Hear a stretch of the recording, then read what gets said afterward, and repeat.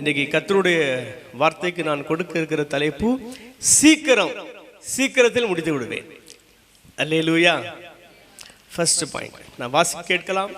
லூக்கா எழுதின சுவிசேஷம் 19ஆம் அதிகாரம் 5ஆம் வசனத்தையும் 6ஆம் வசனத்தையும் வாசிக்க கேட்கலாம். லூக்கா 19, 5 மற்றும் 6. இயேசு அந்த இடத்தில் வந்தபோது அண்ணாந்து பார்த்து அவனை கண்டு, சகையுவே, நீ சீக்கிரமாய் இறங்கி வா. சகையுவே, நீ சீக்கிரமாய் இறங்கி வா. இன்றைக்கு நான் உன் வீட்டில் தங்க வேண்டும் என்றார். அவன் சீக்கிரமாய் இறங்கி சந்தோஷத்தோட அவரை அழைத்து கொண்டு போனான். அதை கண்ட யாவரும், இவர் பாவியான மனுஷனிடத்தில் தங்கும்படி போனார் என்று முறுமுறுத்தார்கள். சகையு நின்று கர்த்தரை நோக்கி, ஆண்டவரே, என் ஆஸ்திகளில் பாதியை ஏழைகளுக்கு கொடுக்கிறேன். நான் ஒருவனிடத்தில் எதையாகிலும் அநியாயமாய் வாங்கினதுண்டால் நாளத்தனையாய் திரும்ப செலுத்துகிறேன் என்றான். இயேசு அவனை நோக்கி, இன்றைக்கு இந்த வீட்டுக்கு ரட்சிப்பு வந்தது, இவனும் ஆபிரகாமுக்கு குமாரனாய் இருக்கிறானே. இழந்து போனதை தேடவும் ரட்சிக்கவுமே மனுஷகுமாரன் வந்திருக்கிறார் என்றார். ஓகே, நன்கு கவனியுங்கள். எரிகோவின் வீதிகளிலே அருமை இரட்சகராக இயேசு கிறிஸ்து நடந்து வந்து கொண்டிருக்கிறார். அங்கே ஒரு மனுஷன் இருந்தான், பெயர் சகேயு.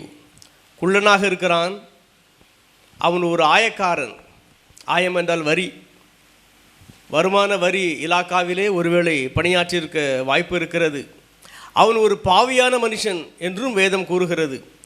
ஆனாலும் இந்த இயேசுவை பார்க்க வேண்டும் என்கிற ஒரு பெயர் பெரிய ஒரு ஆசை. இந்த இயேசுவை குறித்து சில காரியங்களை அவன் கேள்விப்பட்டிருக்கிறான். என்ன கேள்விப்பட்டிருப்பான்? அநேக அற்புதங்களை இயேசு செய்கிறார், அதை அவன் கேள்விப்பட்டிருப்பான். உள்ளத்திலே ஒரு ஆசை, இவரை நான் காண வேண்டும், இவரை நான் காண வேண்டும், இவரை நான் பார்க்க வேண்டும். இயேசு வருகிற அந்த திசையை அவன் கண்ணுற்று பார்க்கிறான். அதையும் தாண்டி எந்த வழியாக போவார் என்பதையும் முன்கூட்டியே அவன் கணிக்கிறான். கணித்து அவன் ஒரு காட்டு அத்தி மரத்தில் ஏறி, யாரும் என்னை காணக்கூடாது, நான் இயேசுவை பார்ப்பதை யாரும் அறிந்து கொள்ளக்கூடாது என்கிற ஒரு எண்ணத்திலே அவன் காட்டத்தி மரத்தில் ஏறி ஒளிந்திருக்கிறான். அவன் கணித்தது போலவே அந்த வழியாக இயேசு கிறிஸ்து வருகிறார். அவன் அருகிலே இயேசு வந்ததும் பல நாட்கள் அவனை அறிந்தது போல, அவன் பெயரை அறிந்தது போல அண்ணார்ந்து பார்க்கிறார். சகேயுவே, சீக்கிரமாக இறங்கி வா.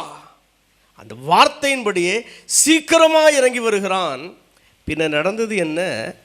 ஆண்டவரால் அருளப்படுகிற ரட்சிப்பை அவன் பெற்றான். கரங்களை தட்டி ஆண்டவருக்கு மகிமை செலுத்தலாமா? அல்லேலூயா. என்னுடைய மகள் பாடல் பாடினால் அவளுக்கு 3 வயது இருக்கும்போது ப்ரீகேஜி படிக்கும்போது இந்த கதைகளையெல்லாம் நான் சொல்லுவேன். பொதுவாக அவளும் சரி இவனும் சரி சிறுமியாக இருக்கும்போது பரிசுத்த வேதாகமத்தில் உள்ள அத்தனை கதையும் நான் சொல்லியிருப்பேன். அப்பொழுது ஒரு நாள் நான் அவரிடத்திலே கூறினேன் இந்த சகேவை பற்றி. இயேசு சொன்னார், சகேவே, சீக்கிரமாக இறங்கி வா. அவள் நிறுத்தினாள். அப்படிலாம் இயேசு சொல்லியிருக்க மாட்டார். சீக்கிரமாக இறங்கிவான்னு சொன்னால் கீழே விழுந்துருவான்ல, மெதுவாக இறங்கிவான்னு சொல்லியிருப்பார் அப்படின்னு நம்ம சொன்னான். அவளுக்கு புரிந்தது அவ்வளோதான். ஆனால் நான் என்ன சொல்ல விரும்புகிறேன் என்று சொன்னால், உண்மையில் அவர் சீக்கிரமாக இறங்கி வா என்று தான் சொன்னார். ஏன்? ரட்சிப்பு ஆண்டவருடைய பார்வையிலே அவ்வளோ விலையேற பெற்றது. அதை பெற நீ சீக்கிரமாக இறங்கி வா என்று கூறினார். அவனும் ஆண்டவராக இயேசுக்கு எப்படி கோஆப்ரேட் பண்ணுறான் பாருங்க. வேகமாக அவனும் இறங்கி வருகிறான், சீக்கிரமாக இறங்கி வருகிறான், ரட்சிப்பை பெற்றுக்கொள்ளுகிறான். வீட்டில் போய் வாசிங்க. வெளிப்படுத்தின விசேஷம் 21ஆம் அதிகாரம் 24ஆம் வசனத்தை வாசித்து பார்த்தால், ரட்சிக்கப்படுகிறவர்கள் அதன் வெளிச்சத்திலே நடப்பார்கள். எதின் வெளிச்சத்திலே நடப்பார்கள்? பரலோக வெளிச்சத்திலே. நீங்கள் அதற்கு மேலுள்ள வசனங்களெல்லாம் வாசித்து பார்த்தால் அவங்க ஒரு பரலோக நகரத்தை குறித்து தான் யோவான் எழுதி கொண்டிருக்கிறான். அவர் ரட்சிக்கப்படுகிற மக்கள் பரலோக வெளிச்சத்திலே நடப்பார்கள். அப்படி என்றால் ரட்சிக்கப்படாத மக்கள் பரலோக வெளிச்சத்திலே நடக்க முடியாது. இதைத்தான் எபிரேய ஆக்கியோன் குறிப்பிடுகிறார். எபிரேயர் 2ஆம் அதிகாரம் 4ஆம் வசனத்திலிருந்து சில வசனங்களை வாசித்து பாருங்க. ரட்சிப்பு என்பது மிகவும் பெரியது. அந்த ரட்சிப்பு குறித்த கவலை நமக்கு அவசியம். நாம் ரட்சிக்கப்படவில்லை என்று சொன்னால், ரட்சிப்பு குறித்த கவலை இல்லாமல் நாம் வாழ்ந்தால் தண்டனை நமக்கு உறுதி என்று எபிரேய ஆக்கியோன் குறிப்பிடுகிறார். பலருக்கு ரட்சிப்பு ரட்சிப்பு என்கிற வார்த்தை நன்கு தெரிந்த வார்த்தை தான். ஆனால் எப்படி ஒரு மனிதன் ரட்சிக்கப்பட முடியும், அது அநேகருக்கு சரியாக இன்னும் தெரியவில்லை. வீட்டில் போய் வாசித்து பாருங்கள். அப்போஸ்தலர் 16ஆம் அதிகாரம் 30ஆம் வசனத்திலிருந்து வாசித்து பாருங்கள். சிறைக்காவலன் பவுலையும் சீலாவையும் பார்த்து கேள்வி கேட்கிறான். ஆண்டவன்மாரே, நான் ரட்சிக்கப்பட வேண்டும், என்ன செய்ய? அப்போ அவனுக்கு பவுல் பதில் சொல்லுகிறார், கர்த்தராக இயேசு கிறிஸ்துவை விசுவாசி, அப்பொழுது நீயும் உன் வீட்டாரும் ரட்சிக்கப்படுவீர்கள். கரங்களை தட்டி ஆண்டவருக்கு மகிமை செலுத்தலாமா? அல்லேலூயா, அல்லேலூயா. இன்றைக்கு ரட்சிக்கப்பட்டவர்கள் அநேகர் கிடையாது, சிலர் தான். ஆண்டவரை அறிந்திருக்கிறவர்கள் அநேகர் இருக்கிறார்கள், உண்மைதான். இயேசுவை விசுவாசிக்கிறவர்கள் அநேகர் இருக்கிறார்கள், உண்மைதான். ஆனால் ரட்சிக்கப்பட்டவர்கள் சிலர் தான். சரிதானா? அநேக மக்கள் ஆண்டவரை விசுவாசிக்கிறார்கள், இவர்தான் ஆண்டவர், அது அவர்களுக்கு நன்கு தெரிகிறது. இவரை விசுவாசித்தால் தான் எனக்கு அற்புதம் நடக்கும், அது நன்கு தெரிகிறது. அதற்காக இயேசுவினிடத்திலே வருகிற மக்கள், அதற்காக இயேசுவை பின்பற்றுகிற மக்கள், அதற்காக ஆலயத்திற்கு வருகிற மக்கள், அதற்காக இவ்வித கூடுகைக்கு வருகிற மக்கள், இவர்களெல்லாம் நிறைந்திருக்கிறார்கள், மிகுந்திருக்கிறார்கள். ஆனால் ரட்சிக்கப்பட்ட மக்கள் சிலர் தான். ரட்சிப்பு என்பது என்ன? முதலாவது இயேசுதான் ஆண்டவர், அதை நம்ப வேண்டும். அதை தாண்டி இந்த இயேசுதான் என் பாவத்தை சிலுவையிலே சுமந்து தீர்த்திருக்கிறார், இந்த இயேசு எனக்காக இரத்தம் சிந்தி மரித்திருக்கிறார், இவரை நான் நம்பினால், இந்த இரத்தத்தை நான் விசுவாசித்தால் நான் ரட்சிப்பு அடைவேன். இந்த இயேசு எனக்காக மரித்து உயிரோடு எழும்பியிருக்கிறார், இவரை நான் விசுவாசித்தால் நானும் ஒரு நாள் மரித்தாலும் உயிரோடு எழுந்திருப்பேன். இந்த இயேசு மறுபடியும் வரப்போகிறார். ஒரு பரலோகம் நரகம் இருக்கிறது, இவரை விசுவாசித்தால் அந்த பரலோகம் என்னை கொண்டு போய் சேர்ப்பார். இதை அறிந்து இந்த இயேசுவை என் ஆண்டவராக, என் இரட்சகராக நான் ஏற்றுக்கொள்ள தயார், ஆண்டவரே எனக்குள் வாரும் என்கிற எண்ணத்தில் இயேசுவை எவரெல்லாம் அழைக்கிறார்களோ அவர்கள் தான் ரட்சிக்கப்பட்டவர்கள். கரங்களை தட்டி அவனுக்கு மகிமை செலுத்தலாம். அல்லேலூயா. இன்றைக்கு அநேகர் ஆண்டவராக இயேசு கிறிஸ்துவை ஏற்றுக்கொள்ளுகிறார்கள். எதன் அடிப்படையில் என்றால், ஏதாகிலும் கிடைக்கும் என்கிற அடிப்படையில் இயேசுவை ஏற்றுக்கொள்ளுகிறார்கள். ஆகையினால்தான் சில சோதனை அவங்க வாழ்க்கையில் வரும்போது எளிதில் இயேசுவை விட்டு ஓடிவிடுகிறார்கள். ஆனால் பரிசுத்த வேதாகமத்தின் அடிப்படையிலே நான் சொன்ன இதன் அடிப்படையில் இயேசுவை ஏற்றுக்கொள்ளுகிறவர்கள் எவரும் அவ்வளவு சுலபமாக இக்கட்டான சூழலிலே, சோதனையான சூழலிலே அவரை விட்டு விலக மாட்டார்கள். அல்லேலூயா. இப்படிப்பட்ட ரட்சிப்பை நீங்கள் ஒவ்வொருவரும், நாம் அனைவரும் பெறதான் வாசல் அண்டையிலே நின்று இயேசு தட்டுகிறான். அல்லேலூயா. அற்ப வாழ்வை நித்திய வாழ்வு என்றெண்ணி தற்பரந்தயவை தள்ளிடலாமோ, நினையாத வேளை மரணம் சந்தித்தார், நித்தியத்தை எங்கு நீ கழிப்பாய். நினையாத நேரம் மரணம் சந்தித்தார், நித்தியத்தை எங்கு நீ கழிப்பாய்.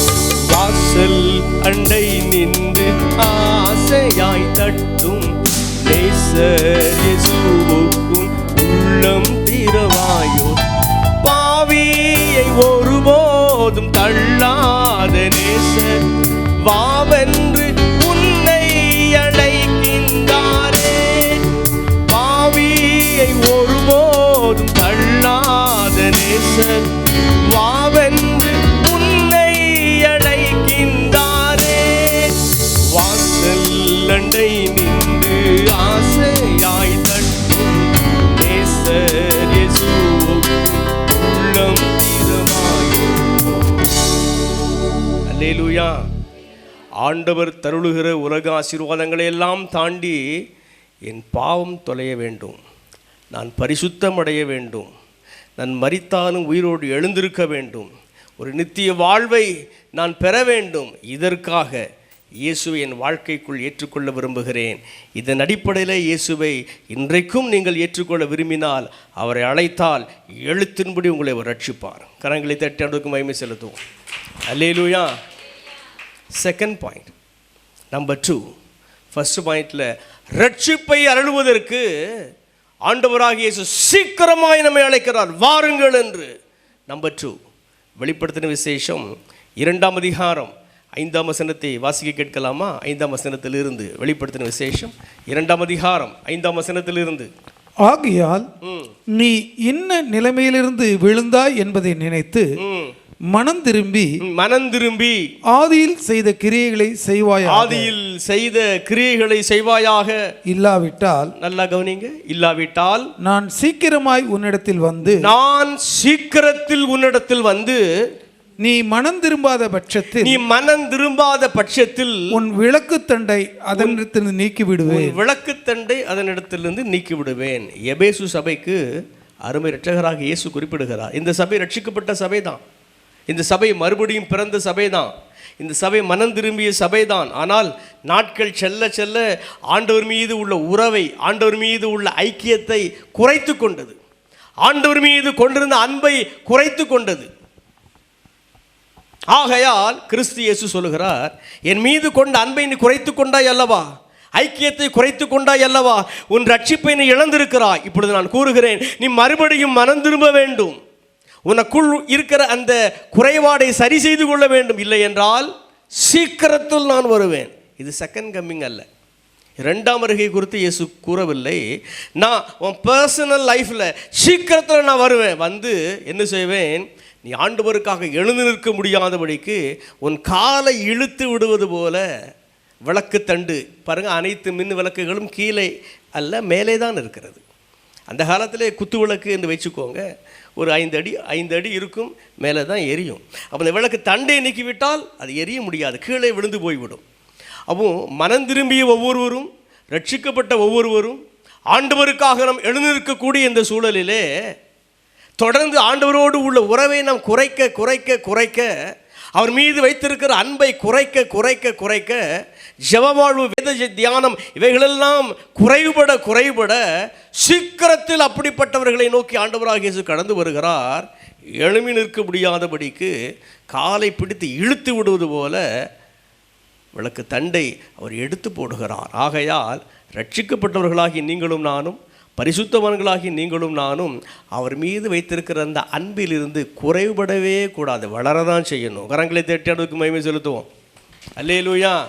பாயிண்ட் நம்பர் 3, வெளிப்படுத்தின விசேஷம் 2ஆம் அதிகாரம் 16ஆம் வசனத்தை வாசிக்கலாமா? வெளிப்படுத்தின விசேஷம் 2ஆம் அதிகாரம் 16. நீ மனம் திரும்பு இல்லாவிட்டால் நான் சீக்கிரமாய் உன்னிடத்தில் வந்து என் வாயின் பட்டயத்தால் அவர்களோட யுத்தம் பண்ணுவேன். பெர்கமு சபையை பார்த்து ஆண்டவராக இயேசு கிறிஸ்து சொல்லுகிறார், சீக்கிரத்தில் உன்னிடத்தில் நான் வருவேன். இதுவும் செகண்ட் கம்மிங் அல்ல.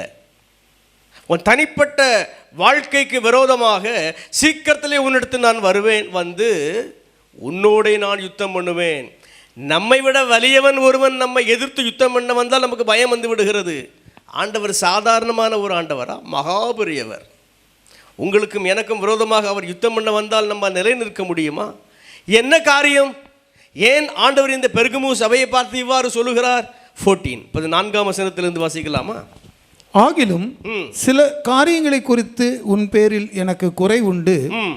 விக்கிரகங்களுக்கு படைத்தவைகளை புசிப்பதற்கும் விக்கிரகங்களுக்கு படைத்தவைகளை புசிப்பதற்கும் வேசித்தனம் பண்ணுவதற்கும் ஏதுவான இடரலை இஸ்ரவேலர் புத்திரர் முன்பாக போடும்படி பாலாக் என்பவனுக்கு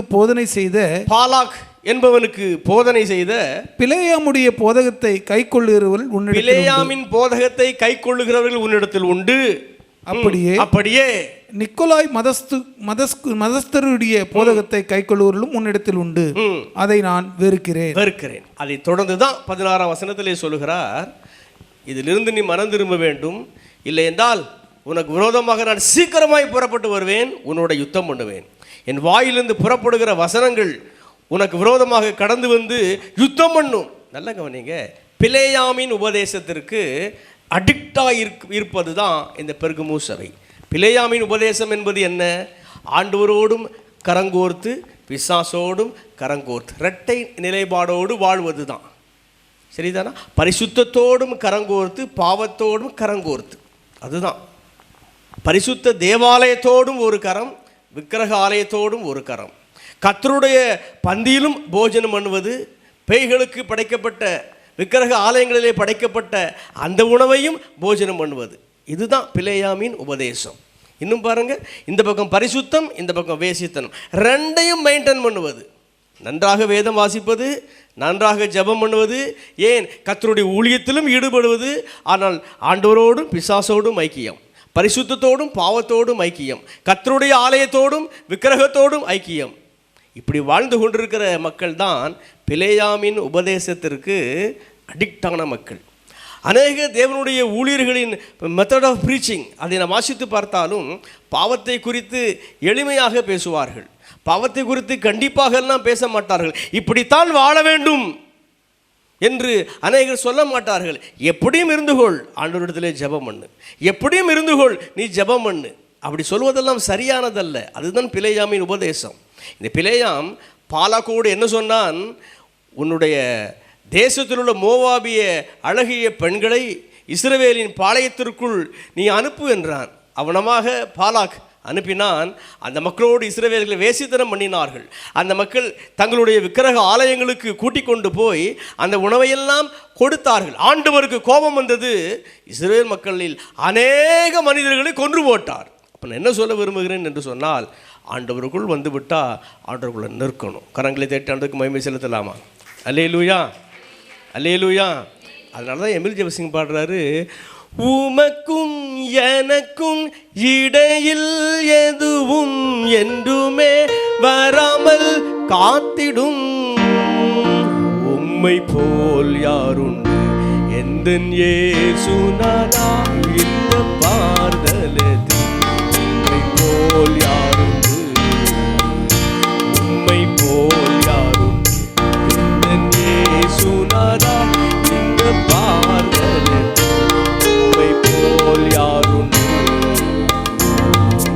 இரட்டை நிலைப்பாடோடு நாம் வாழக்கூடாது. இதைத்தான் அருமை இரட்சகர் இயேசு சொன்னார், தேவனுக்கும் உலகப் பொருளுக்கும் நம்மால் ஊழியம் செய்ய முடியாது. இரண்டு எஜமான்களுக்கு நம்மால் ஊழியம் செய்ய முடியாது. ஒன்று கர்த்தருக்கு அல்லது பிசாசுக்கு. பிசாசுக்கு அல்ல, ஆண்டவருக்கே ஊழியம் செய்ய ஆண்டவர் நம்மை அழைக்கிறார். அல்லேலூயா. ரெண்டு பக்கமும் கால்களை வைத்தால், ரெண்டு நபர்களோடும் கரம் கோர்த்தால் இயேசு நமக்கு எதிராக சீக்கிரத்தில் புறப்பட்டு வருவார், யுத்தம் பண்ணுவார். அவருடைய வாயிலிருந்து புறப்படுகிற வசனம் நம்மை கொன்று போடும். அதற்கு நம்ம ஆளாகவே கூடாது. கரங்களை வைத்து ஒரு ஆமீன் சொல்லலாமா? அமேன். 4th பாயிண்ட் வாசிக்கலாம். மத்தேயு எழுதின சுவிசேஷம் 28ஆம் அதிகாரம் 5ஆம் வசனத்தை வாசிக்கலாம். மத்தேயு 28:5. தூதன் அந்த ஸ்திரீகளை நோக்கி நீங்கள் பயப்படாதிருங்கள், சிலுவையில் அறையப்பட்ட இயேசுவை தேடுகிறீர்கள் என்று அறிவேன். அவர் இங்கே இல்லை. தாம் சொன்னபடியே உயிர்த்தெழுந்தார். கர்த்தரை வைத்த இடத்தை வந்து பாருங்கள். சீக்கிரமாய் போய், இந்த வார்த்தையை கவனிங்க, சீக்கிரமாய் போய் அவர் மரித்தோரிலிருந்து எழுந்தார் என்று, அவர் இயேசு மரித்தோரிலிருந்து எழுந்தார் என்று அவருடைய சீஷர்களுக்கு சொல்லுங்கள். நல்ல கவனிங்க. ஆண்டவராகிய இயேசு கிறிஸ்துவின் சரீரத்தை பார்ப்பதற்கு கல்லறைக்கு வந்திருக்கிறார்கள் சில ஸ்திரீகள். இயேசுவின் கல்லறையிலே இயேசுவின் சரீரத்தை காணோம். கலக்கத்தோடு இருக்கிற போது தேவதூதன் அந்த ஸ்திரீகளோடு பேசுகிறான். சிலுவையில் அறையப்பட்ட இயேசு கிறிஸ்துவை நீங்கள் தேடுகிறீர்கள், அவர் இங்கே இல்லை, அவர் உயிரோடு எழும்பிவிட்டார். சீக்கிரமாய் போங்க. எங்கே போங்க? அவருடைய சீஷர்களின் இடத்திற்கு போங்க. போய் சொல்லுங்க, இயேசு உயிரோடு எழும்பி விட்டார். கரங்களை தட்டி ஆண்டவருக்கு மகிமை செலுத்தலாமா? அல்லேலூயா. நீங்கள் அப்போஸ்தலர் நடபடிகள் 28 அதிகாரத்தை வாசித்து பாருங்கள். முக்கியமான ஒரு ஸ்டேட்மெண்ட், ஒரு வாக்கியம் என்னன்னா, மரித்தோரின் உயிர்த்தெழுதலை குறித்து அப்போஸ்தலர்கள் பலமாய் சாட்சி கொடுத்தார்கள். அல்லேலூயா. இன்றைக்கு அதுதான் தேவை. ஒரு மனிதன் மரித்தால் உயிரோடு எழுந்திருப்பான். அதுதான் நிறைய பேருக்கு தெரியலை. பல பிறவிகள் உண்டு என்று அநேகர் கருதுகிறார்கள். மரித்தால் அவ்வளவுதான், வாழ்வுக்கு ஒரு ஃபுல் ஸ்டாப் என்று தான் அநேகர் கருதுகிறார்கள். இப்படிப்பட்ட இந்த சூழலிலே, இப்படிப்பட்ட இந்த உலகத்திலே உங்களையும் என்னையும் பார்த்து கிறிஸ்து இயேசு சொல்லுகிறார், இயேசு மரித்து உயிரோடு எழுந்தாரே, அந்த செய்தி உங்களுக்கு தெரியுமே, எனக்கு அந்த செய்தி தெரியுமே, சீக்கிரமாக போங்க, இயேசு மரித்து உயிரோடு எழுந்தார். அதுபோல மனுமக்களாகி நாமும் ஒரு நாள் மரித்தாலும் அவர் வருகையிலே அவருடைய வல்லமையினால் உயிர்ப்பிக்கப்படுவோம். ஒரு நியாய தீர்ப்பு உண்டு, ஒரு பரலோகம் நரகம் உண்டு என்பதை அநேகருக்கு சொல்லுங்கள், சீக்கிரமாய் சொல்லுங்கள் என்று இயேசு சொல்லுகிறார். அல்லேலூயா. சீக்கிரமாய் சொல்லுவீங்களா? அல்லேலூயா. இயேசு நல்லவர், எல்லாருக்கும் தெரியும். இயேசு வல்லவர், எல்லாருக்கும் தெரியும். இயேசு பெரியவர், எல்லாருக்கும் தெரியும். இயேசு சுகம் கொடுக்கிறார், எல்லாருக்கும் தெரியும். ஆனால் இயேசு மரணத்தை ஜெயித்து உயிரோடு எழுந்தார். அதுபோல ஒவ்வொரு மனிதனும் ஒரு நாள் மரிப்பான். அவர் வருகையில் எல்லாரும் எழும்புவார்கள். ஒரு நியாய தீர்ப்பு உண்டு. இது எல்லாருக்கும் தெரியாது. ஆகையினால்தான் மரித்தோரும் உயிர்த்தெழுதலை பிறருக்கு அறிவிக்க, பிரகடனப்படுத்த இயேசு உங்களையும் என்னை பார்த்து சொல்கிறாரு, சீக்கிரம் போய் வருவீங்க. கரங்களை தட்டி ஆண்டவருக்கு மகிமை செலுத்துவோம். அல்லேலூயா. 5th பாயிண்ட், 5வது பாயிண்ட் நான் வாசிக்க கேட்கலாம். அப்போஸ்தலர் 22ஆம் அதிகாரம் 18ஆம் வசனத்திலிருந்து வாசிக்கலாம். அப்போஸ்தலர் 22ஆம் அதிகாரம் 18ஆம் வசனத்திலிருந்து வாசிக்க கேட்கலாம். பின்பு அவர் என்னை நோக்கி குறித்து சொல்லும் சாட்சியை, நீ என்னை குறித்து சொல்லும் சாட்சியை இவர்கள் ஏற்றுக்கொள்ள மாட்டார்கள். ஆதலால் நீ தாமதம் பண்ணாமல், வார்த்தை கவனிங்க, பவுலே அல்லது சவுலே, நீ தாமதம் பண்ணாமல் சீக்கிரமாய் எருசலேமை விட்டு புறப்பட்டு போ. சீக்கிரமாய் எருசலேமை விட்டு புறப்பட்டு போ என்றார். அதற்கு நான், ஆண்டவரே, உம்மிடத்தில் விசுவாசமாய் இருக்கிறவர்களை நான் காவலில் வைத்து ஜெப ஆலயங்களிலே அடித்ததையும் உம்முடைய சாட்சியாகிய ஸ்தேவானுடைய ரத்தம் சிந்தப்படுகிறது போது நானும் அருகே நின்று அவனை கொலை செய்வதற்கு சம்மதித்து அவனை கொலை செய்வதற்கு வஸ்திரங்களை காத்து கொண்டிருந்ததையும் இவர்கள் அறிந்திருக்கிறார்களே என்றேன். அதற்கு அவர், அதற்கு இயேசு, நீ போ, நான் உன்னை தூரமாய் புறஜாதிகளிடத்திலே அனுப்புவேன் என்று சொன்னார் என்றார். நல்ல கவனிங்க, ஆண்டவராக இயேசு பவுலை பார்த்து சொல்லுகிறார், பவுலே சீக்கிரமாய் புறப்பட்டு போ. எங்கே போ? புறஜாதிகள் மக்கள் இருக்கக்கூடிய இடத்திற்கு போ. இந்த எருசலேமிலே உன்னுடைய டீச்சிங் எடுபடாது, உன்னுடைய பிரசங்கம் எடுபடாது, யாருமோ வார்த்தையை கேட்க மாட்டாங்க. சொன்னது யார்? இயேசு. அப்போ அவன் சொல்கிறான், இல்லை ஆண்டவரே, அதெல்லாம் என் பிரசங்கத்துக்கு எல்லாரும் செவி கொடுப்பாங்க ஆண்டவரே. இந்த எருசலேமில் உள்ள எல்லா மக்களுக்கும் என்னை பற்றி நல்லா தெரியும். கர்த்தராகி இயேசுவை பின்பற்றுகிறவர்களை நான் ஜெயிலில் தூக்கி போட்டது அவர்களுக்கு தெரியும். குறிப்பாக ஸ்தேவானை கொலை செய்ய சம்மதம் தெரிவித்தேனே, அதுவும் அவர்களுக்கு தெரியும். ஆகையினால் உங்களை பற்றிய வார்த்தைகளை நான் சொல்லும்போது நிச்சயமாக அவங்க கேட்பாங்க. அதுதான் இந்த பவுல் சொன்னது. ஆனால் ஜீசஸ் சொல்கிறார், அப்படிலாம் கிடையாதுப்பா. இந்த எருசலேமில் அல்ல, இங்கு ஊழியம் செய்ய அல்ல, புறஜாதிகள் மக்கள் மத்தியிலே ஊழியம் செய்ய வெகு தூரத்துக்கு நான் ஒன்று அனுப்புகிறேன். இந்த இடத்தை விட்டு சீக்கிரமாக புறப்பட்டு வெளியே போ. எல்லாருக்கும் இப்படித்தானே அழைப்பு? அப்படி கிடையாது. ஒவ்வொருவருடைய அழைப்பையும் ஒவ்வொருவரும் புரிந்து கொள்ள வேண்டும். பவுலை பற்றிய அழைப்பு என்ன? எருசலேமில் ஊழியம் வேண்டாம்ப்பா, நீ வெளியே போ. அதுதான் கர்த்தருடைய சித்தம். அல்லேலூயா, அல்லேலூயா. நான் கூட வாலிப நாட்களில் நம்ம சிசி டயசிஸ் அதில் தான் நான் ஊழியம் செய்து கொண்டிருந்தேன். இப்போதும் டயசிஸோடு இணைந்து செய்கிறேன், ஆனால் உள்ளே இல்லை. சரிதானே? அப்போ அந்த நாட்களில் டயசிஸில் தான் நான் ஊழியம் செய்து கொண்டிருந்தேன். அந்த நாட்களில் ஆரம்ப காலத்தில் என்னுடைய ஒரு எண்ணம், திருமணமாகாமல் ஊழியம் செய்ய வேண்டும். ஆனாலும் என்னுடைய மனைவி வந்திருக்கிறாள். அவங்களுடைய தகப்பனார் என்னை பார்க்க வந்தாங்க. அவங்க அப்பா எனக்கு மாமா தான், ரிலேட்டிவ் தான். ஆனால் ரிலேட்டிவ்னு உடனே அப்போ நீங்கள் ஏதோ இவங்க நல்லா பழகியிருப்பாங்க அப்படிலாம் நினைக்காதீங்க. அப்படிலாம் கிடையாது. அரேஞ்ச்டு மேரேஜ் தான். அப்போது அவங்க வந்து அந்த சூழலில் அவங்க ரொம்ப அப்ரோச் பண்ணாங்க. நான் முடியாதுன்னு சொன்னேன். எங்கள் வீட்லேயும் சொன்னாங்க, நான் முடியாதுன்னு சொன்னேன். ஆனாலும் அவங்க விடலை, மறுபடியும் வந்தாங்க. அப்போது ஒரு குறிப்பிட்ட பீரியடில் நானும் ஜெபத்தோடு அக்செப்ட் பண்ணியாச்சு. ஓகே, திருமணம் முடிந்து ஏறக்குறைய ஒரு 1.5 ஆண்டுகள் தான் என்னுடைய மகள் பிறந்து விட்டால். அப்பொழுது ஒரு நாள் ஆண்டவரின் இடத்திலே சொன்னார், நான் சொல்லுகிற காரியங்கள் எல்லாம் எழுது. அதிகாலை 3 மணி அல்லது 3:30 மணி இருக்கும். அநேக காரியங்கள் நான் எழுதினேன். அதில் ஒன்று, இந்த இடத்துல இருந்து, அதாவது தனிப்பட்ட விதத்தில் இந்த டயசிஸில் இருந்து, உள்ளேருந்து ஊழியம் செய்கிற இதிலேருந்து நான் உன்னை வெளியே கொண்டு வந்து விடுவேன். ஆண்டவர் சொன்னது எனக்கு கொஞ்சம் பயமாக இருந்துச்சு. ஏன்னா நான் டயசிஸில் வேலை பார்க்குறேன், டயசிஸில் ஊழியம் செய்கிறேன். அதுதான் என்னுடைய மனைவியினுடைய பெற்றோருக்கும் ரொம்ப சந்தோஷம். ஏன்னா பென்ஷன் வரைக்கும் நமக்கு கிடைக்கும், கிட்டத்தட்ட ஒரு குட்டி கவர்மெண்ட் மாதிரி டயசிஸ். ஆனால் ஆண்டவர் இப்படி சொல்லிவிட்டார், ரைட், ஓகே, அது இருக்கட்டும். அதுபோல தான் அப்படிப்பட்ட ஒரு சூழல் வந்தது.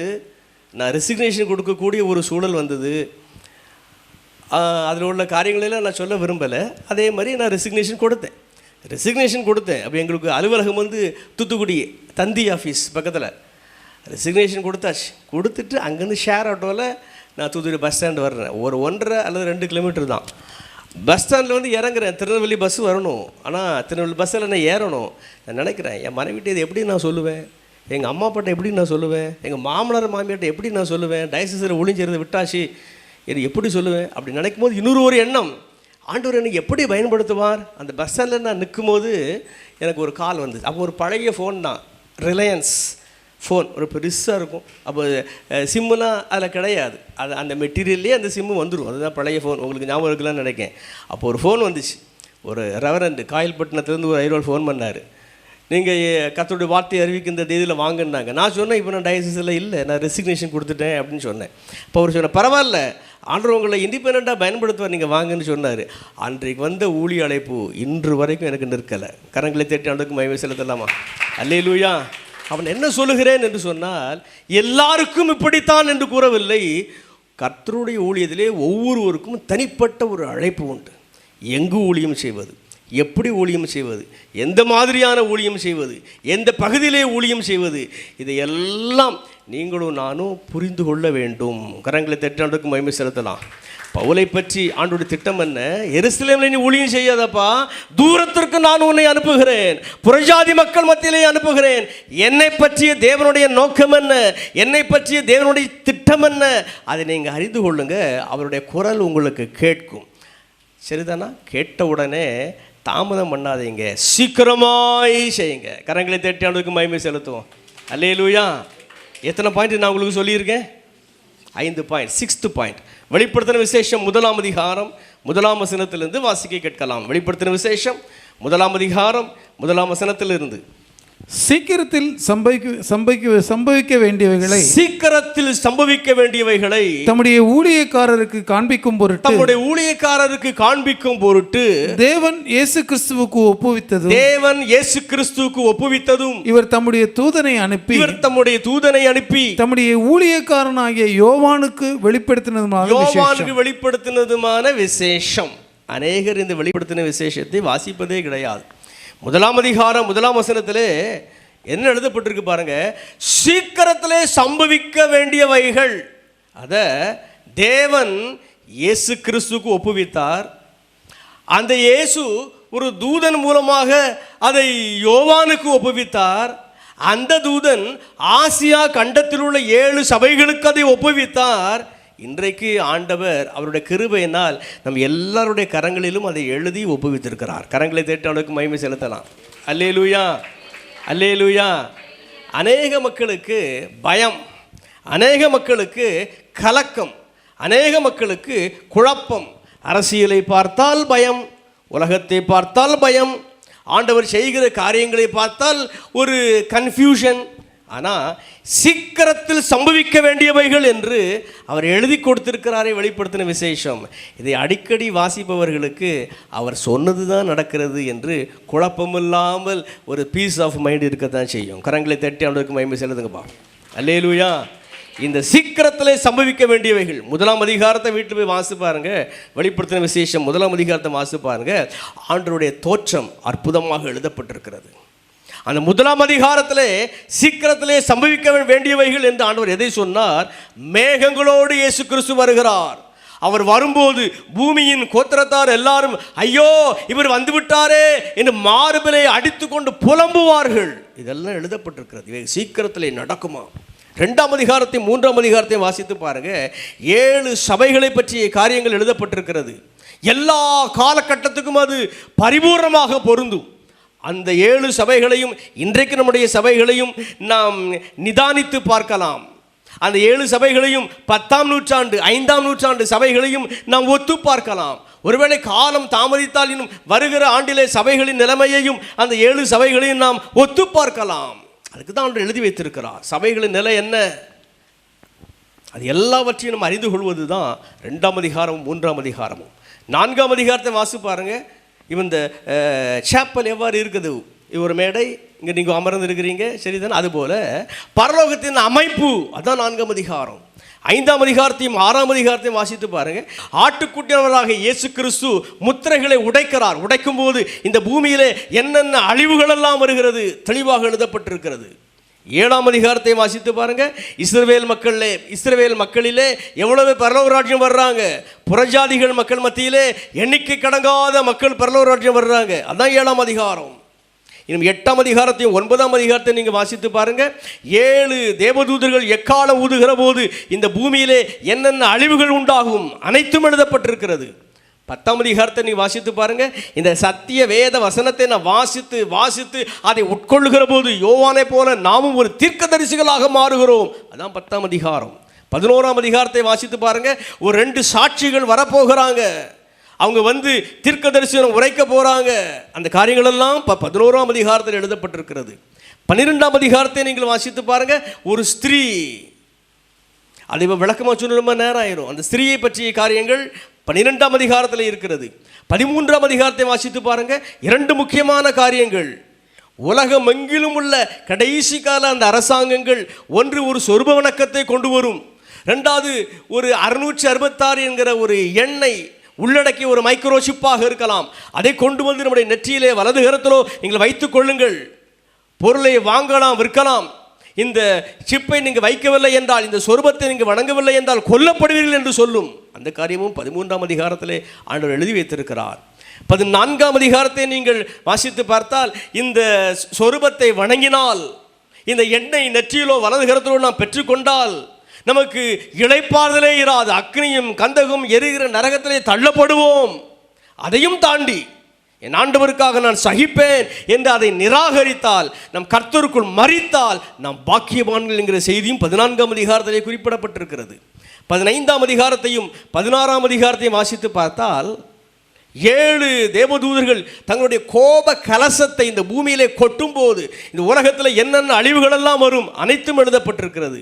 17, 18, 19 3 அதிகாரத்தையும் வாசித்து பார்த்தால், இந்த உலகம், இந்த பூமி, இது ஒரு பாபிலோன் என்னும் ஒரு பெண்ணுக்கு அடையாளமாக ஓமானமாக கூறப்பட்டிருக்கிறது. கடைசியிலே ஒரு இன்டர்நேஷனல் வார், அதில் இந்த உலகம் எவ்வாறு அழிக்கப்படும், இந்த பாபிலோன் எவ்வாறு அழிக்கப்படும் என்கிற செய்திகளும் 17, 18, 19 இந்த 3 அதிகாரங்களையும் வாசித்து பார்த்தால் இந்த காரியங்களை குறித்து அங்கே நாம் அறிகிறோம்.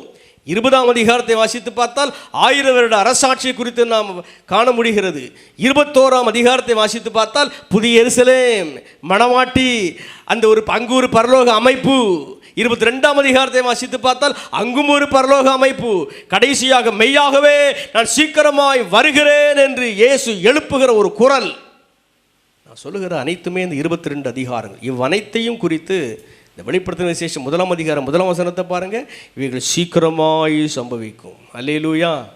இந்த உலகத்தில் அநேக காரியங்கள் நடைபெறுகிற போது இதை ஒத்து பாருங்க.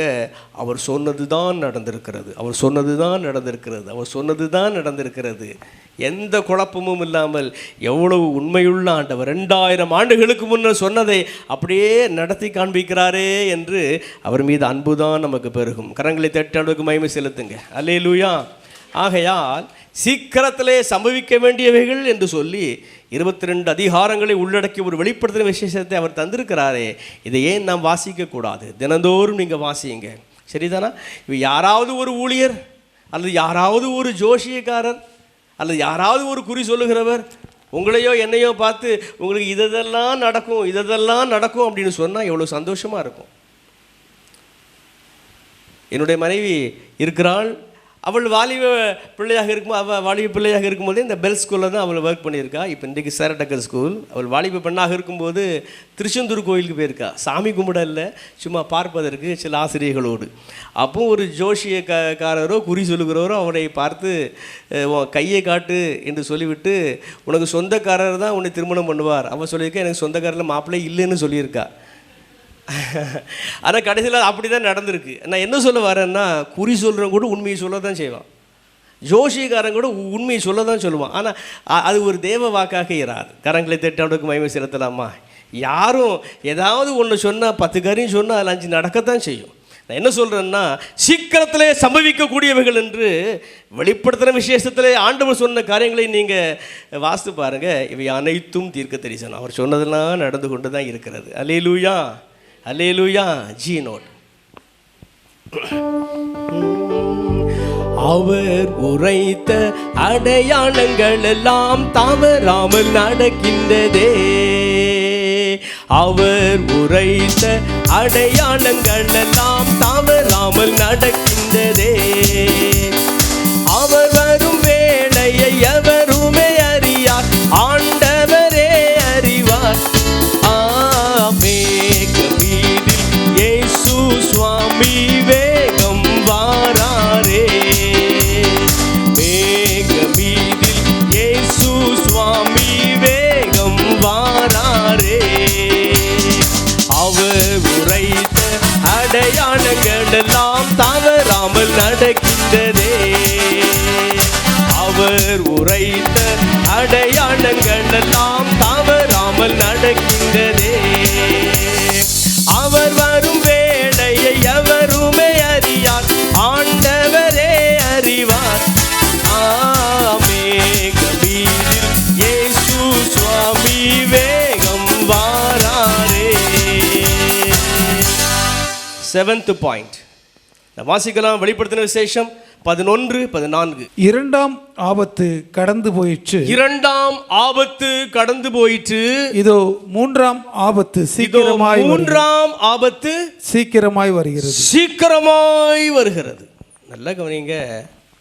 வேதத்தின் அடிப்படையில் கிறிஸ்து இயேசுவின் நாமத்தில் நான் சொல்லுகிறேன், ஆபத்துகள் வந்து கொண்டு தான் இருக்கும். நல்ல நாட்கள் வரணும் வரணும், அது உங்களுடைய ஆசை, என்னுடைய ஆசை. ஆனால் அப்படிலாம் வராது. அப்படி வந்தால் இந்த வேதாகமம் பொய்யாய் போய்விடுமே. அப்படி வந்தால் கிறிஸ்துவின் வருகை எப்படி வரும்? இந்த வெளிப்படுத்தின விசேஷம் 22 அதிகாரத்தையும் வாசித்து பாருங்க. என்னென்ன ஆபத்துகளெல்லாம் போடப்பட்டிருக்குன்னு பாருங்க.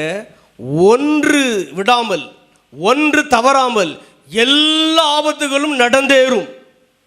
சரிதானே? 2 இன்டர்நேஷ்னல் வார் வந்திருக்கிறது. இன்னொரு இன்டர்நேஷ்னல் வார் வருமா தெரியாது. எவ்வளவோ வாதைகள் வந்து போயிருக்கிறது. இன்னும் எவ்வளோ வாதைகள் வர வேண்டியது இருக்கிறது. இந்த வெளிப்படுத்தின விசேஷத்தில் ஏராளமான ஆபத்துகள், அதை கூட ஆண்டவர் துரிதமாய் செய்கிறவர் தான். சரிதானா? மூன்றாம் ஆபத்து சீக்கிரமாய் வருகிறது. ஐயோ ஆபத்து வருகிறதே, அவர் தான் சொன்னாரே, அவர் தான் சொன்னாரே. அப்போ அந்த சொன்ன காரியம் நடக்கும்போது இந்த வேதம் எவ்வளவு சத்தியம், ஆண்டவர் எவ்வளவு சத்தியபரர், அவருடைய வருகை எவ்வளவு சத்தியம், அதைத்தான் நம்ம எடுத்துக்கொள்ளணும். அல்லேலூயா. அதை தாண்டி இவைகளெல்லாம் நிறைவேறுகிறதே, அப்போ நான் எவ்வளோ சீக்கிரமாக செயல்படணும் ஆண்டவருக்காக, அதைத்தான் எடுத்துக்கொள்ளணும். 8th பாயிண்ட் லூக்கா எழுதின சுவிசேஷம் 14ஆம் அதிகாரம் 21ஆம் வசனம். லூக்கா 14:21. அந்த ஊழியக்காரன் வந்து இவைகளை தன் எஜமானுக்கு அறிவித்தான். அப்பொழுது வீட்டு எஜமான் கோபமடைந்து தன் ஊழியக்காரனை நோக்கி, நீ பட்டணத்தின் தெருக்களிலும் வீதிகளிலும் சீக்கிரமாய் போய் ஏழைகளையும் ஊனரையும் சப்பானிகளையும் குருடரையும் இங்கே கூட்டிக் கொண்டு வா என்றான். ஊழியக்காரன் அப்படியே செய்து, ஆண்டவரே நீர் கட்டளையிட்டபடி செய்தாயிற்று, இன்னும் இடம் இருக்கிறது என்றான். அப்பொழுது எஜமான் ஊழியக்காரனை நோக்கி, நீ பெரு வழிகளிலும் வேலிகளில் அருகிலும் போய் என் வீடு நிறையும்படியாக ஜனங்களை உள்ளே வரும்படி வருந்தி கூட்டிக் கொண்டு வா. அழைக்கப்பட்டிருந்த அந்த மனுஷன் ஒருவினாயிலும் என் விருந்தை ருசி பார்ப்பதில்லை என்று உங்களுக்கு சொல்லுகிறேன் என்றார் என்று சொன்னார். ஓகே, இந்த 8th பாயிண்ட்ல என்ன சொல்றேன் பாருங்க. ஆண்டவர் தன்னுடைய வேலைக்காரராகிய ஊழியக்காரரை பார்த்து சொல்லுகிறார், சீக்கிரமாய் புறப்பட்டு போங்க. எங்க? தெருவழிகளில் போங்க, வீதிகளில் போங்க, புறம்பாக்கப்பட்ட இடங்களுக்கு நீங்கள் போங்க. தேவையுள்ள மக்கள் இருக்கிறாங்க, சரீரத்தில் குறைபாடுள்ள மக்கள் இருக்கிறாங்க, பொருளாதாரத்திலே பின்தங்கிய மக்கள் இருக்கிறாங்க. அந்த மக்களை எல்லாம் கல்யாண வீட்டுக்கு கூட்டிக் கொண்டு வாருங்கள். அழைக்கப்பட்ட மக்கள் உதாசீனம் பண்ணுகிறார்களே, நான் இப்பொழுதுதான் ஒரு பெண்ணை விவாகம் பண்ணியிருக்கிறேன் என்று ஒருவன் சொல்லுகிறான். 5 ஏர்மாடுகளை நான் வாங்கியிருக்கிறேன், சோதித்து பார்க்க வேண்டும் என்று இன்னொருவன் சொல்லுகிறான். வயலிலே வேலை இருக்கிறது என்று இன்னொருவன் சொல்லுகிறான். அவர்களெல்லாம் விடு, வரவில்லை என்றால் இருக்கட்டும். அழைக்கப்படாத மக்கள், இதுவரைக்கும் எத்தனை முறை என்னுடைய வார்த்தையை அனுப்பி அனுப்பி அவர்களை மறுபடியும் மறுபடியும் இன்வைட் பண்ணின, நான் இன்வைட் பண்ணாத மக்கள், மாற்று சமயத்தில் எவ்வளோ மக்கள் இருக்கிறாங்க, குறைபாடுள்ள உறுப்புகள் உள்ள மக்கள் எவ்வளோ மக்கள் இருக்கிறாங்க, பொருளாதாரத்தில் பின்தங்கிய மக்கள் எவ்வளோ பேர் இருக்கிறாங்க. அவங்களுக்கு ஒரு அழைப்பு, நீ போ, எல்லாரையும் கூட்டிக் கொண்டு வா. அவர்களால் கல்யாண சாலை நிறைந்து விட்டது. அல்லேலூயா. என்னோடு நிறைய நண்பர்கள் இருக்கிறாங்க. அதில் மெஜாரிட்டியாக ரொம்ப நெருக்கமான நண்பர்கள் எல்லாமே ஹிந்து பேக்ரவுண்டு தான். என்னுடைய பேக்ரவுண்டு எடுத்தால் எனக்கு கரெக்டாக தெரியல, 6-7 ஜென்ரேஷனில் எல்லாம் கிறிஸ்தவர்கள் தான். ஆனால் என்னோடு இணைந்திருக்கிற அநேக நண்பர்கள் ஃபஸ்ட்டு ஜென்ரேஷன் ஆண்டருக்குள் வந்தவங்க, அல்லது 2 தலைமுறை தான், அவ்வளோதான். நான் என்ன சொல்ல விரும்புகிறேன் என்று சொன்னால், இன்றும் ஆண்டவர் தன்னுடைய ஊழியர்களை சீக்கிரமாய் செயல்படுங்க என்று சொல்லி நான் கிறிஸ்டியன்ஸ் மத்தியில் பெரிய காரியங்களை செய்து கொண்டிருக்கிறார். அநேகரால் பரலோகம் நிரப்பப்பட்டு கொண்டிருக்கிறது. கரங்களை தட்டி ஆண்டவருக்கு மகிமை செலுத்துவோம். அல்லேலூயா. இன்றைக்கி உங்களையும் என்னையும் பார்த்து ஆண்டவர் சொல்லுகிறார், கிறிஸ்தவ மக்கள் மத்தியிலே செய்கிற ஊழியம் ஒரு பக்கம் இருக்கட்டும், வேலிக்கருகே இருக்கிற மக்கள், புறஜாதியார் மக்கள், தேவையுள்ள மக்கள், ஆண்டவரை அறிந்திராத மக்கள், அவங்களை சீக்கிரமாக கூட்டிகிட்டு வாங்க. அழைக்கப்பட்டிருக்கிற மக்கள் என்ன அழைப்பை உதாசீனம் பண்ணுறாங்கல்ல, அவங்கள கொண்டு அல்ல, அநேக வெளியே இருக்கிற மக்களை கொண்டு கல்யாண சாலையை நான் நிரப்ப விரும்புகிறேன். அல்லேலூயா. ஆகையினால் அறிந்த மக்களுக்கே மறுபடியும் சுவிசேஷத்தை அறிவிப்பதை சற்று குறைத்து விட்டு அறிவிக்கப்படாத மக்கள் இருக்கிற இடத்துக்கு தேடி சொல்லுவோம். இந்த அருகில் எவ்வளவு நான் கிறிஸ்டியன்ஸ் இருக்கிறாங்க, அவங்களெல்லாம் அப்ரோச் பண்ணி கிறிஸ்துவின் ராஜ்யத்தின் செய்தியை சொல்லி கிறிஸ்துவண்டை கொண்டு வர நாம் ட்ரை பண்ணுவோம். அதற்கும் ஆண்டவர் நம்மை பார்த்து சொல்லுகிற, சீக்கிரமாக புறப்பட்டு போவாங்க. கரங்களை தட்டி ஆண்டவருக்கு மகிமை செலுத்தும். அல்லேலூயா. 9வது பாயிண்ட் வாசிக்கலாம். வெளிப்படுத்தின விசேஷம் 3ஆம் அதிகாரம் 11ஆம் வசனம். வெளி 3:11. இதோ சீக்கிரமாய் வருகிறேன், இதோ சீக்கிரமாய் வருகிறேன், ஒருவனும் உன் கிரீடத்தை எடுத்துக்கொள்ளாதபடிக்கு உனக்குள்ளதை பற்றி கொண்டிரு. நல்ல கவனிங்க, எனக்கு ஒரு கிரீடத்தை ஆண்டவர் மேலே வச்சிருக்கிறார். உங்கள் ஒவ்வொருவருக்கும் ஒரு கிரீடத்தை ஆண்டவர் மேலே வச்சிருக்கிறார்.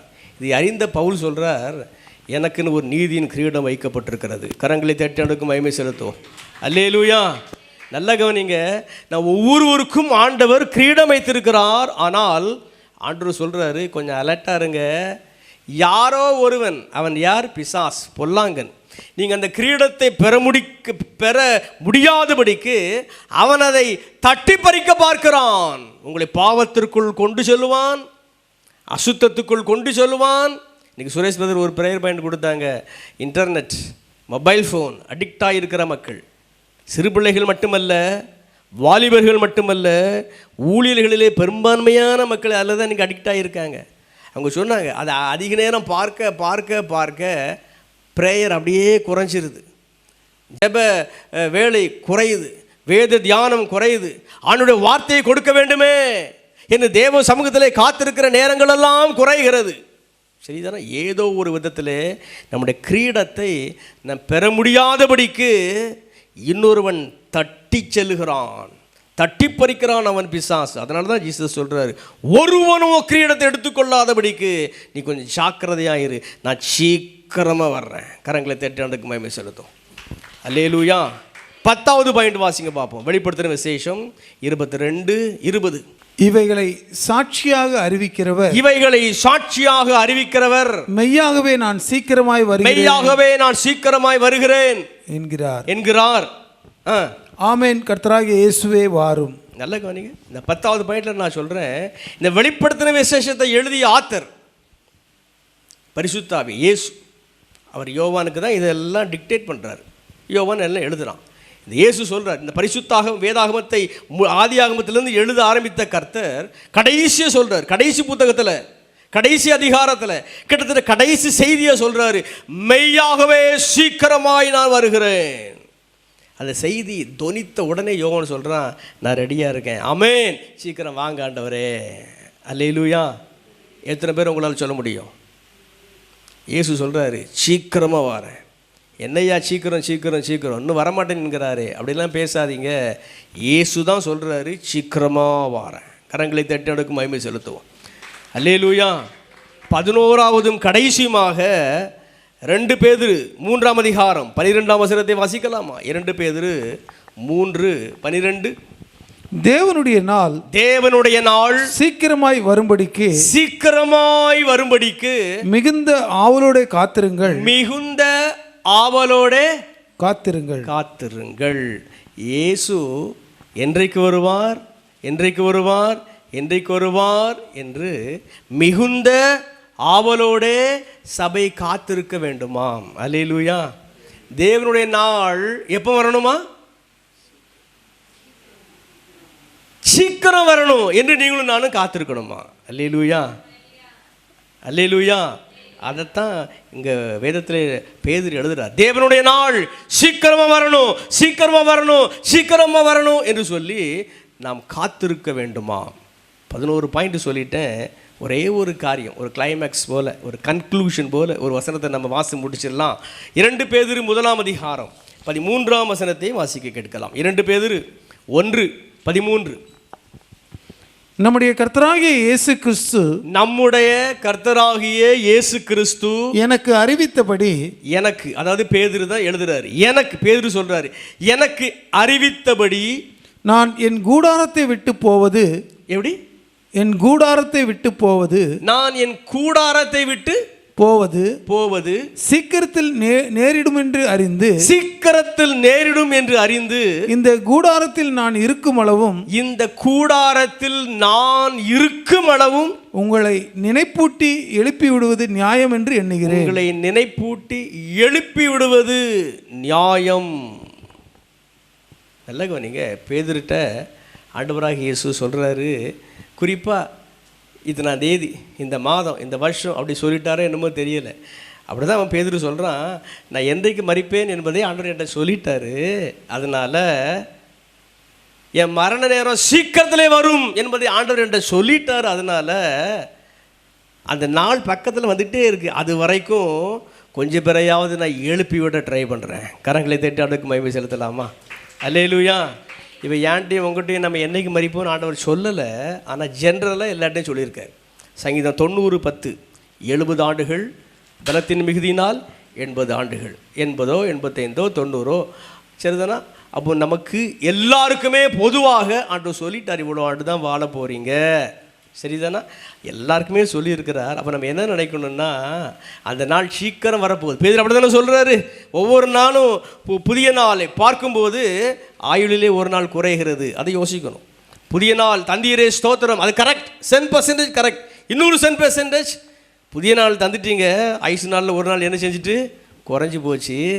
இருக்கிற வரைக்கும், எவ்வளோ நாள் இருப்பேனோ அது வரைக்கும் என் குடும்பத்தை நான் எழுப்பி விட்டுறணும், என் பிள்ளையை நான் தூக்கி விட்டுறணும், கர்த்தருடைய ஊழியத்தில் எழுப்பி விட்டுறணும், என் மனைவி எழுப்பி விட்டுறணும், என் சபையை நான் எழுப்பி விட்டுறணும், இன்னும் ஒரு 100 பேரை நான் எழுப்பி விட்டுறணும், எனக்கு பின்னால் ஒரு 1000 பேர் ஆண்டவருக்காக செயலாற்றுகிற ஒரு சேனையை நான் உருவாக்கிடணும். கரங்களை தட்டி அவனுக்கு மகிமை செலுத்தலாம்.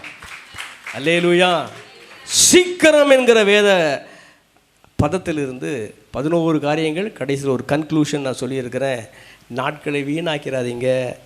ஒவ்வொரு நாளும் காலை விடுகிற போது மாலையும் காலையும், அப்படி தானே ஆதியாக 1 அதிகாரத்திலே பார்க்குறோம். சாயங்காலமும் விடியற்காலமும் ஆகி 1 நாள் ஆயிட்டு, சாயங்காலம் விடியற்காலம் ஆகி 2ஆம் நாள். ஒவ்வொரு நாளும் சாயங்காலம் விடியற்காலம், சாயங்காலம் விடியற்காலம் ஒவ்வொரு நாளும் வந்துக்கிட்டே இருக்குது. ஒரு நாள் லைஃபுக்கு ஒரு ஃபுல் ஸ்டாப் வந்துடும். அந்த ஃபுல் ஸ்டாப் நம்ம யோசிக்கணும், சரிதானா? அதனால் பயந்துகிட்டே இருக்கக்கூடாது. என்னைக்கு வந்தாலும் பரவாயில்ல, ஆனால் அதுக்குள்ளே நான் செய்ய வேண்டிய காரியங்களை செஞ்சு முடிக்கணும். அல்லேலூயா.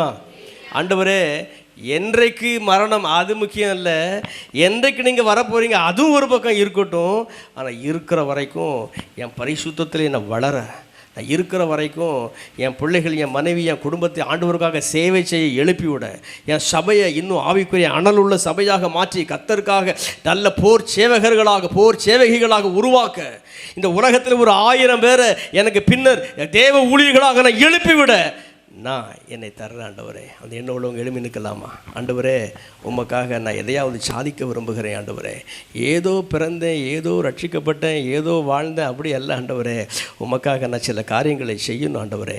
என் குடும்பத்தில் ஒரு மாபெரும் ஒரு அசைவை நான் கொண்டு வரணும், என் சபையில் மாபெரும் அசைவை கொண்டு வரணும். கர்த்தருடைய வல்லமை இறங்கி கொண்டு இருக்கிறது. அப்படியே வாய்களை திறந்து ஜெபம் பண்ணுங்க. ஆண்டவரே, ரபம அலி ரதஷ கமோரா ஊ ரபோஹ கபரோப தூலி மெஹா கது கரா ரமரா. கர்த்தருடைய வல்லமை இந்த ஷாப்பிள்குள்ளே இறங்கி கொண்டிருக்கிறது. மனதார தேவ சமூகத்தில் வாய்களை திறந்து ஜெபம் பண்ணுங்க. ஏதோ பிறந்துட்டேன் அப்படி கிடையாது ஆண்டவரே, உங்கள் திட்டத்தின்படி நான் பிறந்திருக்கேன். ஏதோ நான் வாழ்ந்து கொண்டிருக்கேன் அப்படி இல்லை ஆண்டவரே, நீங்கள் தான் என்னை வாழ வைத்து கொண்டு இருக்கீங்க. இதுக்கு ஒரு பர்பஸ் இருக்குல்ல ஆண்டவரே, இதுக்கு ஒரு நோக்கம் இருக்குல்ல ஆண்டவரே.